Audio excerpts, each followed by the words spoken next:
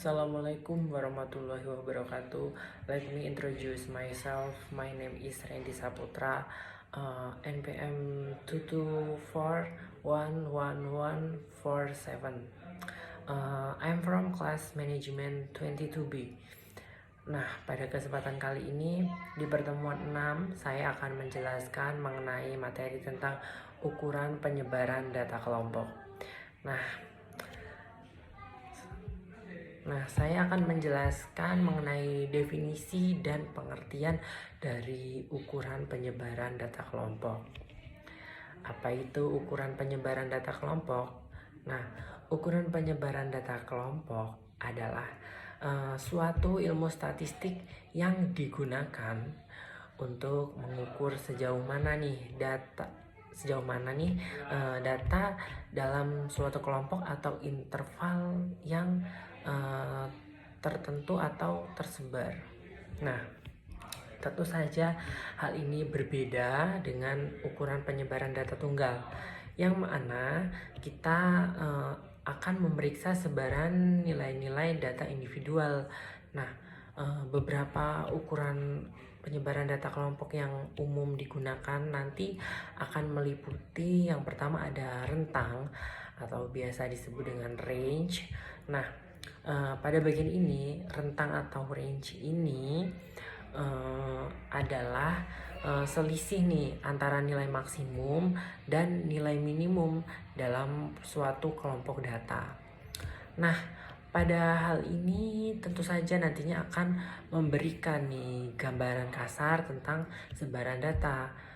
Namun juga tetapi rentang dapat sangat dipengaruhi oleh nilai ekstrim seperti variance, deviasi standar, atau bisa disebut dengan standard deviation.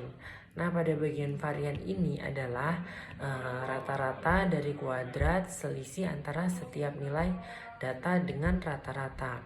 Nah, deviasi standar ini adalah akar kuadrat dari varians ukuran penyebaran yang paling umum digunakan dan memberikan informasi tentang sebaran data relatif terhadap rata-rata. Nah, untuk selanjutnya saya akan menjelaskan mengenai masih seputaran ukuran penyebaran data kelompok pada bagian jangkauan antar kuartil. Nah, jangkauan antar kuartil ini biasa juga disebut dengan interquartile range. Nah, atau juga bisa disebut dengan IQR atau interrange atau bisa disebut interquartile range. Nah, IQR ini adalah selisih antara kuartil pertama atau biasa disebut dengan Q1 dan kuartil ketiga biasa disebut dengan Q3. Nah, IQR ini mencakup sebagian besar data di tengah dan lebih tahan terhadap pengaruh nilai ekstrim dibandingkan dengan rentang. Nah, untuk pengelompokan data atau biasa disebut dengan data grouping, dalam beberapa analisis data dikelompokkan menjadi interval atau kategori tertentu. Nah, pada sebaran data ini dalam setiap kelompok dapat juga diukur dengan menggunakan ukuran seperti presentase data dalam setiap interval, yang nantinya pemilihan ukuran dan penyebaran data kelompok akan sangat tergantung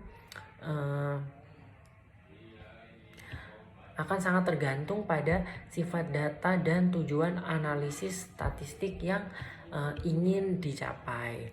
Nah, nantinya dengan menggunakan ukuran penyebaran data ini harapannya kita dapat mendapatkan pemahaman yang nantinya akan lebih baik tentang bagaimana data tersebar dan tingkat variabilitas dalam data aset. Nah, adapun juga persamaan yang digunakan untuk mencari jangkauan simpangan rata-rata, simpangan baku, kuartil, desil, dan persentil pada data kelompok. Nah, selanjutnya saya akan menjelaskan mengenai masih tentang seputar penyebaran data kelompok. Nah, Ensiklopedia Britannica melansir ukuran penyebaran data digunakan sebagai ukuran yang menunjukkan seberapa jauh nih data tersebar dari rata-rata.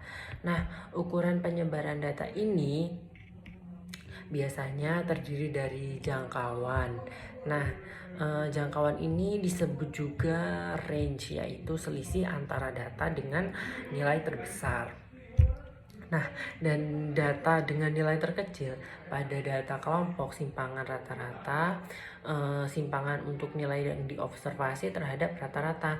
Nah, simpangan baku ini nilai ukuran penyebaran data yang secara umum paling banyak digunakan seperti kuartil, ukuran posisi yang membagi kelompok data menjadi 4 bagian sama besar. Ada desil, nilai batas atas sekumpulan data yang dibagi menjadi 10 bagian yang sama besar. Ada persentil, yaitu nilai batas yang membagi data menjadi 100 bagian yang sama besar. Nah, ukuran pemusatan data ini digunakan untuk mendapatkan gambaran yang lebih jelas mengenai sekumpulan data. Nah, untuk ukuran pemusatan data ini terdiri dari mean, perhitungan untuk menghitung nilai rata-rata pada data kelompok. Nah, ada yang kedua median, nilai tengah atau data yang terletak di tengah-tengah pada data kelompok. Ada juga modus, yang ketiga ini nilai yang paling sering muncul pada distribusi data kelompok. Nah, adapun persamaan yang digunakan untuk mencari mean, median, dan modus pada data berkelompok.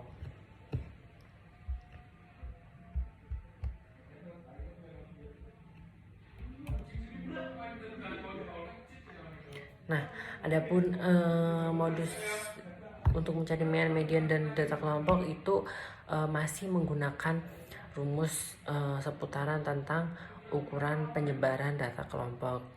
Nah, intinya ukuran penyebaran data kelompok ini nantinya akan menjadi rumus utama yang digunakan untuk mencari mean, median, modus pada data kelompok.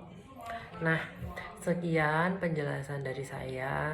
Saya akhiri. Wassalamualaikum warahmatullahi wabarakatuh dan terima kasih.